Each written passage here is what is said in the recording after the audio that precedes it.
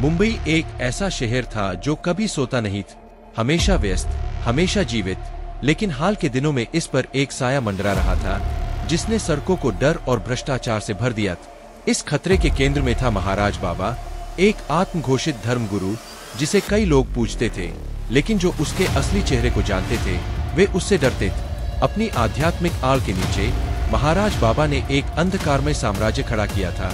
लोगों के विश्वास का फायदा उठाकर अपनी जेबें भर रहा था और खुद को कानून से ऊपर मान रहा था। उसका दाहिना हाथ भैरव उतना ही निर्दयी था, जो महाराज बाबा की इच्छा को लोहे की मुट्ठी से लागू करता और किसी को भी चुप कर देता जो उसके खिलाफ खड़ा होता।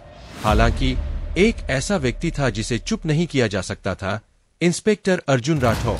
न्याय के प्रति अपनी मजबूत निष्ठा के लिए प्रसिद्ध अर्जुन ने राज्य भर में एक प्रतिष्ठा अर्जित की थी।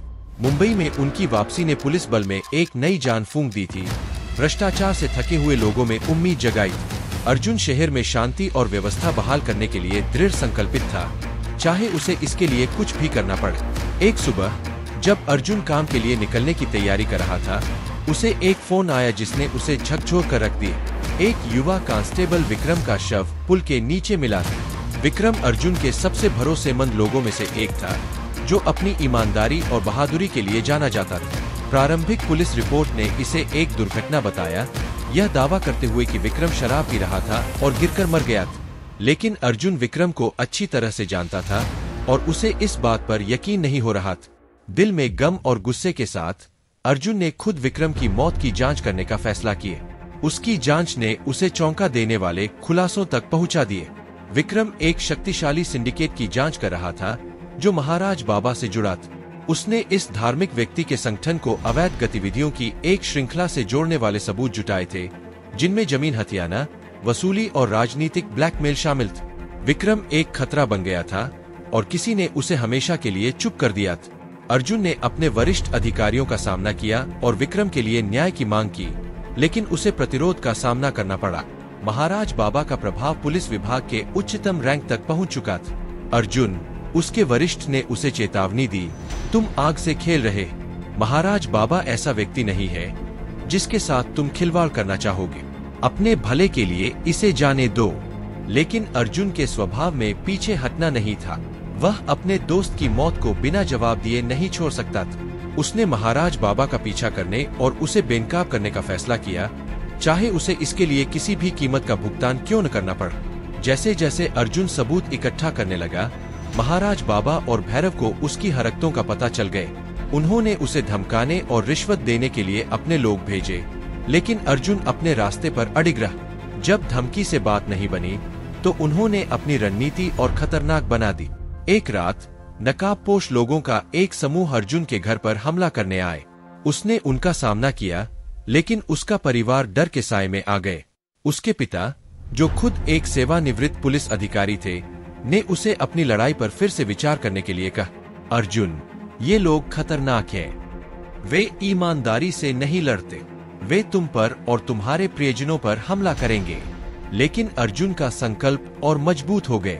उन्होंने पहले ही विक्रम को ले लिया। बाबा, मैं उन्हें जीतने नहीं दूंगा। मैंने इस शहर की रक्षा की कसम खाई है, और अगर मुझे इसके लिए अपनी आखिरी सांस तक लड़ना पड़े तो भी मैं करूंगा। अर्जुन की लड़ाई व्यक्तिगत हो गई थी। उसने महाराज बाबा के ठिकानों पर छापे मारने, उसके लोगों को गिरफ्तार करने और उसकी संपत्ति को जब्त करना शुरू कर दिए। महाराज बाबा इस सब से क्रोधित ने अपने अनुयायियों को पुलिस के खिलाफ विरोध करने का आदेश दिया। अर्जुन को एक अत्याचारी कहकर पुकारा, जो एक धार्मिक व्यक्ति का उत्पीड़न कर रहा था। पुलिस स्टेशन के बाहर भीड़ इकट्ठा हो गई, अर्जुन के खिलाफ नारे लगाने लगी। मीडिया ने इस कहानी को सनसनीखेज बना दिया, अर्जुन को खलनायक के रूप में चित्रित किए। महाराज बाबा के अनुयायी अडिग थे, अपने संत के लिए कुछ भी करने को तैयार थे। बदनामी के बावजूद अर्जुन अपने रास्ते पर डटा रहा, दृढ़ निश्चय के साथ कि वह महाराज बाबा को न्याय दिलाकर रहेगा। फिर एक रात उसे एक गुप्त सूचना मिली। मुखबिर ने उसे एक गुप्त बैठक के बारे में बताया, जहां महाराज बाबा और भैरव उन लोगों को खत्म करने की योजना बना रहे थे जो उनके खिलाफ खड़े हैं, जिसमें अर्जुन भी शामिल है। अर्जुन ने एक गुप्त अभियान की योजना बनाई और अपनी एक छोटी टीम के साथ उस स्थान पर पहुंच गए। मुखबिर सही था। महाराज बाबा, भैरव और उनके कुछ लोग वहां मौजूद थे। विस्तार से अपनी योजनाओं पर चर्चा कर रहे थे। अर्जुन और उसकी टीम ने उन पर धावा बोल दिया, उन्हें आश्चर्यचकित कर दिया। लेकिन महाराज बाबा हमेशा की तरह चालाक नाटक करने लगा। अर्जुन पर उसका उत्पीड़न करने का आरोप लगाए। उसने खुद को पीड़ित के रूप में पेश किया, यह दावा करते हुए कि वह तो एक साधारण ईश्वर का सेवक है। स्थिति एक तनावपूर्ण स्थिति में बदल गई। महाराज बाबा के अनुयायी उसके कथित उत्पीड़न के बारे में सुनकर वहां जमा हो गए, पुलिस को घेर लिया और अर्जुन को छोड़ने की मांग करने लगे। भीड़ बहुत बड़ी थी और अर्जुन को अपना कर्तव्य निभाने और भीड़ को काबू में करने के बीच फंस गया था। एक तनावपूर्ण क्षण में अर्जुन भीड़ की ओर मुड़ा और अपनी आवाज ऊंची करके बोला ताकि हर कोई उसे सुन सके, क्या आपको लगता है कि एक सच्चा धार्मिक व्यक्ति हिंसा और धमकियों के पीछे छुपेगा? अपने चारों ओर देखो, देखो इस आदमी ने कितने लोगों को चोट पहुंचाई है, कितने परिवारों को बर्बाद किया है। सच्चाई को अपनी आंखों से देखो। उसकी बातों ने भीड़ में संदेह की चिंगारी भड़का दी। महाराज बाबा के कुछ अनुयायी उस पर से विश्वास खोने लगे, लेकिन बाकी अभी भी अडिग।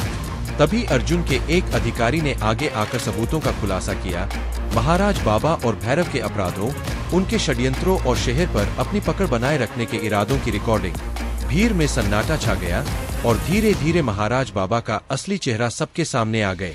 उसका समर्थन टूट गए। अब छुपने का कोई रास्ता नहीं था। महाराज बाबा ने भागने की कोशिश की, लेकिन अर्जुन ने उसे पकड़ लिए। एक शानदार संघर्ष में अर्जुन ने महाराज बाबा का सामना किया और न्याय के लिए अपनी दहाड़ के साथ कहा, तूने लोगों के विश्वास का इस्तेमाल अपनी लालच को पूरा करने के लिए किए। तू संत के मुखौटे के पीछे छुपा हुआ एक साधारण अपराधी है। महाराज बाबा ने अर्जुन का मजाक उड़ाया, लेकिन उसकी हिम्मत ज्यादा देर नहीं टिक पा। भीड़ के सामने अर्जुन ने महाराज बाबा के बाकी लोगों से भी मुकाबला किया और आखिरकार इस नकली संत को उसकी घुटनों पर ला दिए। पुलिस ने उसे हिरासत में। जब उसने उस शहर की ओर देखा जिसकी रक्षा करने की उसने कसम खाई थी, अर्जुन को अपने उद्देश्य का फिर से एहसास हुआ। भ्रष्टाचार और लालच हमेशा लौटने की धमकी देंगे, लेकिन उसने जान लिया था कि वह हर बार उनका सामना करेगा। वह अपने न्याय की लड़ाई जारी रखेगा, चाहे उसकी कीमत जो भी, क्योंकि वह अर्जुन राठौर था, वह शेर जिसकी दहाड़ को कोई कभी चुप नहीं कर सकता। मुंबई की जनता ने धीरे धीरे अर्जुन के प्रयासों को पहचाना और उसकी निष्ठा का सम्मान किए।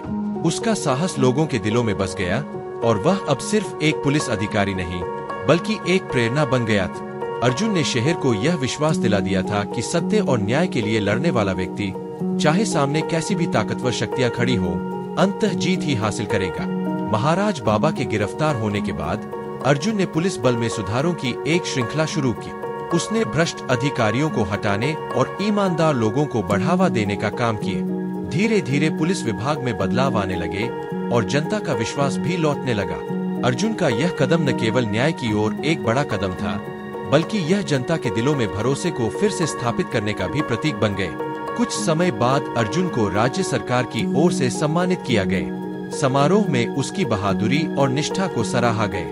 उसके पिता, जो खुद एक पुलिस अधिकारी रह चुके थे, उसकी इस सफलता को देखकर गर्व से फूले नहीं समा रहे थे। समारोह के दौरान अर्जुन ने मंच पर आकर कहा, यह पुरस्कार मेरा नहीं, उन सभी पुलिस अधिकारियों का है जिन्होंने अपनी ड्यूटी निभाते हुए अपनी जान दी। मैं उनके सम्मान के लिए हमेशा खड़ा रहूंगा और हमारा कर्तव्य है कि हम उनके सपनों को सच करें। समारोह के बाद अर्जुन अकेला खड़ा था, अपनी आंखों में अपने दोस्त विक्रम की यादों के साथ। उसने आकाश की ओर देखा और धीरे से कहा, विक्रम, तेरा बलिदान व्यर्थ नहीं गए, मैंने तुझे न्याय दिला दिया। ऐसा कहते हुए उसके चेहरे पर संतोष और दृढ़ संकल्प का मिश्रण था। मुंबई अब एक नई सुबह की ओर बढ़ रही थी। अपराधियों के दिलों में डर बैठ गया था और आम लोगों ने राहत की सांस ली थी। अर्जुन के साहस और संकल्प ने यह साबित कर दिया था कि एक अकेला व्यक्ति भी परिवर्तन ला सकता है, यदि उसकी नीयत सच्ची हो और उसका इरादा पक्का। इस तरह अर्जुन ने न केवल विक्रम के लिए न्याय पाया, बल्कि पूरे शहर के लिए एक उदाहरण भी स्थापित किया कि सही रास्ते पर चलने वाले इंसान की दहाड़ को कभी भी रोका नहीं जा सकता। मुंबई में अर्जुन राठौर का नाम अब लोगों के दिलों में बस गया था। लोग उसे नायक की तरह देखने लगे थे। उसकी बहादुरी और निष्ठा के किस्से हर जगह फैल गए थे। अर्जुन ने लोगों में यह विश्वास पैदा कर दिया था कि कोई भी भ्रष्टाचार या अपराध तब तक कायम नहीं रह सकता जब तक कि किसी में उसके खिलाफ खड़े होने का साहस। अर्जुन की इस सफलता ने अन्य पुलिस अधिकारियों को भी प्रेरित किए। उसने अपने विभाग के भीतर एक नई टीम बनाई, ईमानदार, कर्तव्यनिष्ठ और निडर पुलिसकर्मियों की टीम। अर्जुन ने सुनिश्चित किया कि इस टीम के प्रत्येक सदस्य को ट्रेनिंग दी जाए ताकि वे खुद को अपराध और भ्रष्टाचार से लड़ने में सक्षम बना सके।